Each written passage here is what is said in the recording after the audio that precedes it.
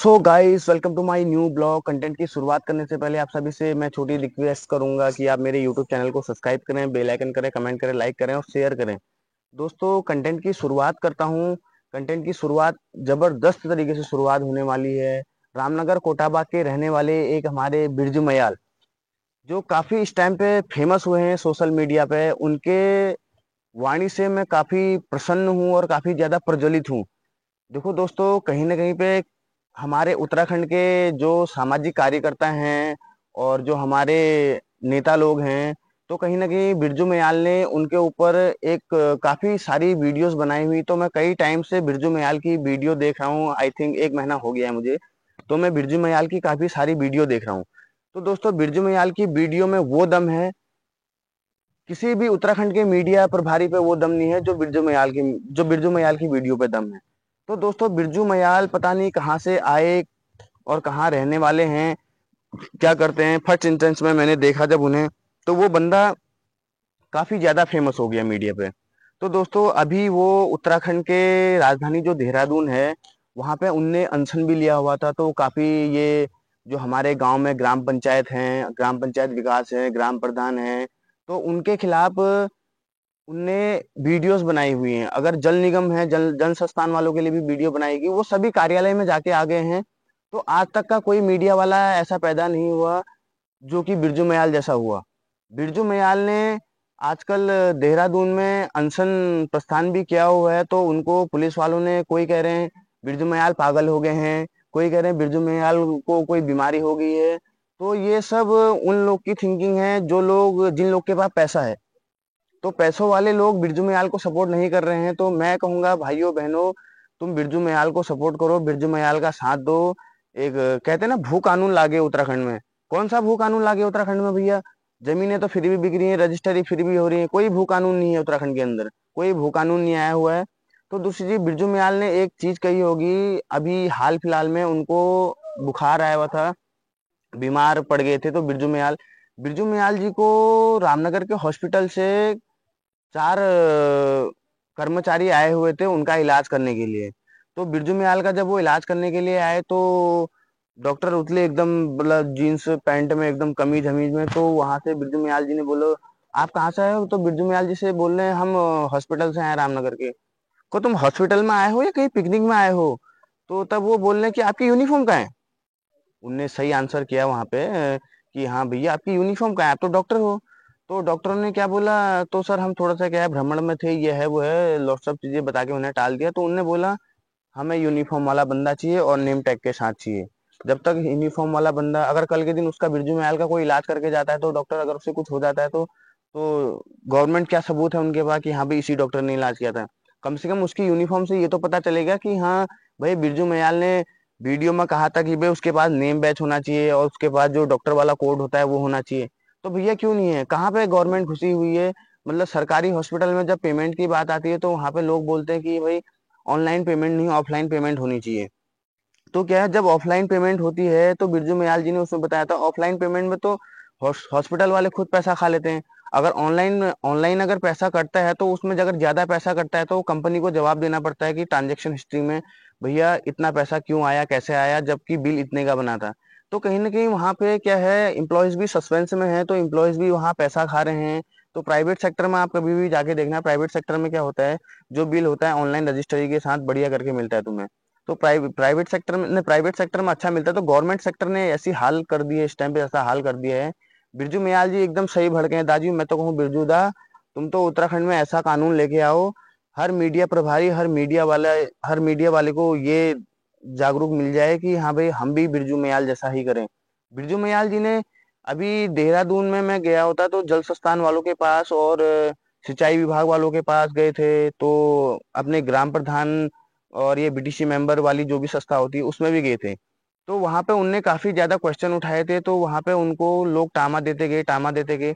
तो पब्लिक है हमारे पास आजकल उत्तराखंड में, इतना ज्यादा यूथ है यार, तुम बिरजू मयाल को सपोर्ट करो, हर कहीं पे सपोर्ट करो उनको। देखो, आज के टाइम पे बिरजू मयाल जैसा पत्रकार मिलना उत्तराखंड वालों के लिए एक बहुत बड़ी बात है, एक बहुत बड़ी अपॉर्चुनिटी है।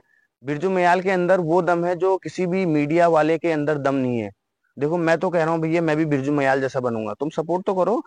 भाई कल के दिन तुम किसी इंसान को अगर सपोर्ट करोगे, एक बंदा देखो, एक मीडिया वाला अकेले कुछ नहीं कर सकता। जब तक उसकी जनता साथ नहीं देगी, जब तक उसका पूरा कल्याण जनता नहीं करेगी, तब तक बिरजू मयाल अकेले भी कुछ नहीं कर सकता। देखो बिरजू मयाल का सपोर्ट करना इस टाइम पे बहुत जरूरी है। मैं उत्तराखंड के समस्त क्षेत्रवासियों से रिक्वेस्ट करूंगा कि भाई बिरजू मयाल को सपोर्ट करें। कई टाइम से हमारे गांव में भी सड़कों के बहुत बुरे हाल हो रहे हैं।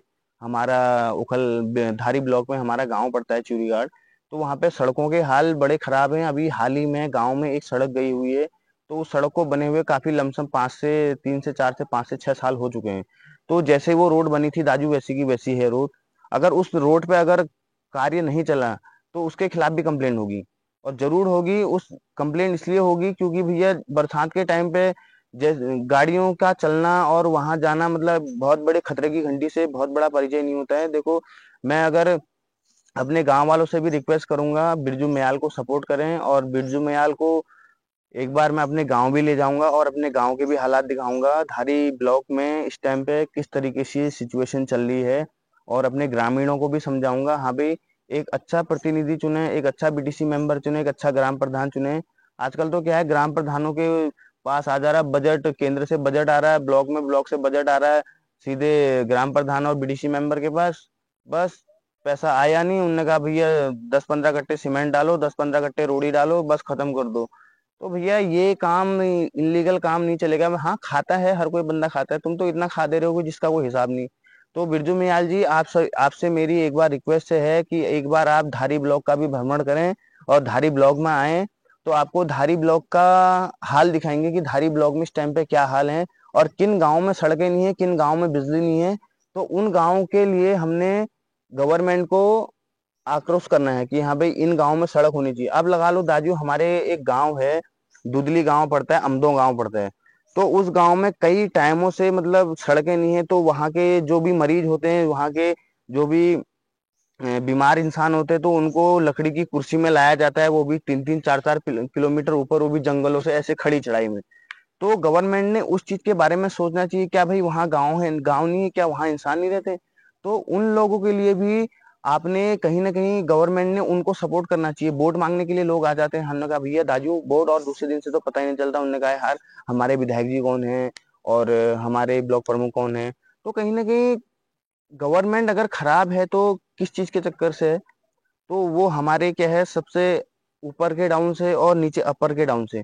तो कहीं ना कहीं अगर हम किसी भी चीज में अगर मार खा रहे हैं ना, तो वो हमारी कमी है। तो इंसान ने क्या है, अगर कोई भी अगर किसी चीज में अगर जागरूक नहीं है, तो एक इंसान को जागरूक बनना पड़ेगा। जैसे बिरजू मयाल दाजू एक जागरूक इंसान बने हैं।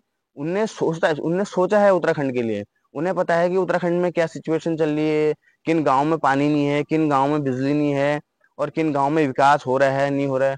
ग्राम प्रधान तो कई 5 पंचवर्षीयों से, ग्राम पंचायत कभी 5 पंचवर्षीयों से बन रहे हैं। तो हर 5 साल में कितना बजट आता होगा ग्राम पंचायत में? बहुत ज्यादा बजट आता है। एक गांव के लिए नहीं भी आता होगा, समथिंग समथिंग मेरे हिसाब से 100% बजट तो आता ही है हर हर साल, या हर 5 साल में। यानी तो कहीं ना कहीं यार वो जो भी बजट आता है वो गरीब आदमियों के लिए आता है, किसी के गौशाले के लिए आता है, किसी को मकान के लिए आता है।